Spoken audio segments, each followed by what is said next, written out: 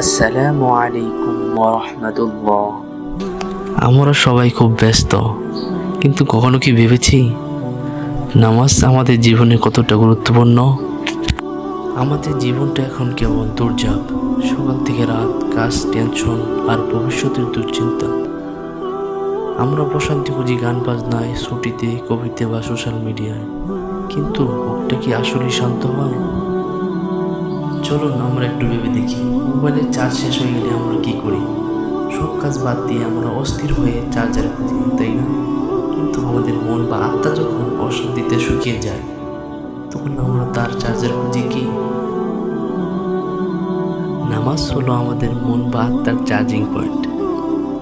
যখন আমরা সেজদায় গিয়ে সব না পাওয়া আর কষ্টগুলো রবের কাছে সোপর্দ করি, তখন আমাদের পারটা আর আমাদের থাকে না, বুকটা হালকা হয়ে যায়। একটু দীর্ঘশ্বাস ফেলে আমরা নিজেকে জিজ্ঞেস করি, যে আল্লাহ আমাদের জীবন দিয়েছেন, রিজিক দিয়েছেন, তার জন্য দিনে মাত্র 5 বার কয়েক মিনিট সময় কি আমরা দিতে পারি না?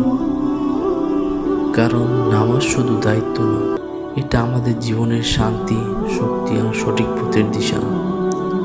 আল্লাহ আমাদের সবাইকে নিয়মিত নামাজ পড়ার তৌফিক দান করুন। আমিন।